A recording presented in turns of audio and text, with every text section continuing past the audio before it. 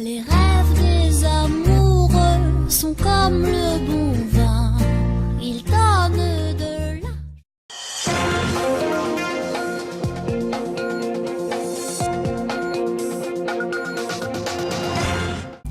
Bonjour à toutes.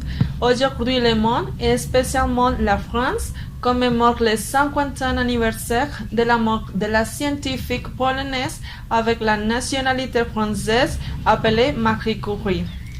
Cette femme libre, pionnière dans le domaine de radioactivité, a été la première personne à recevoir le prix Nobel dans les spécialités de physique et en chimie, et la première femme à occuper la place de professeur dans l'Université de Paris.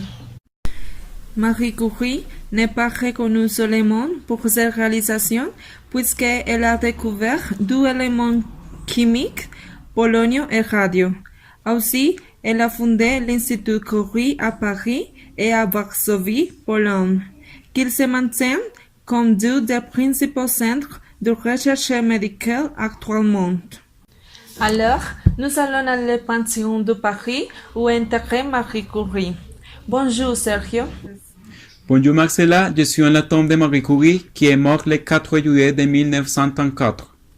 Elle est née à Varsovie, Pologne, le 7 novembre de 1867, qui a été la fille mineure de son frère. Depuis qu'elle était un enfant, assistait aux cours clandestines dans un institut polonais, car il est bien connu que, dans cette époque, les femmes ne pouvaient pas entrer à des instituts d'études. Pour ces raisons, elle a entré dans une université clandestine qui admettait des femmes étudiantes. Quand elle a voyagé en France pour continuer ses études, elle a connu Pierre Curie, qui a été son mari, et ils ont réalisé beaucoup d'études dans le domaine scientifique. Mais quand Pierre a été nominé à le prix Nobel de chimie, il a dit que seulement l'accepterait si Marie était récompensée aussi. Alors, je suis avec Hélène Langerieux-Joliet, qui est un des petits-fils de Marie Curie. Bonjour Hélène. Bonjour à toutes. Je suis Hélène, professeure de physique nucléaire à l'Institut de physique nucléaire dans l'Université de Paris et directeur de recherche au CNRS.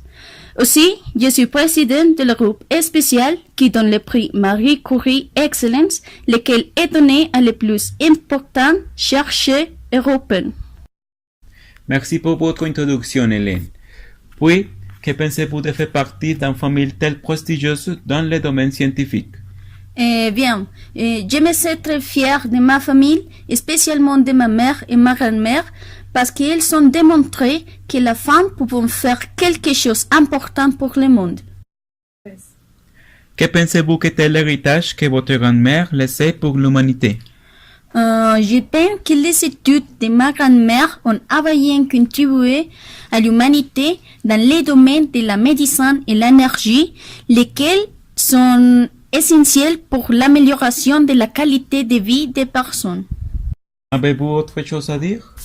En plus, elle a démontré que le désir de faire quelque chose que vous voulez vraiment n'a pas de limite et ne doit pas être comparé et dégradé par les autres. Considérez-vous que votre grand-mère définit les stéréotypes de femmes libres? Oui, je crois qu'elle est un clair exemple de femme libre parce que depuis qu'elle était petite, elle a démontré sa passion pour étudier et le développement intellectuel.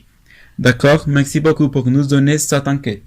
De rien, c'est un plaisir. Nous retournons avec Marcela dans le studio.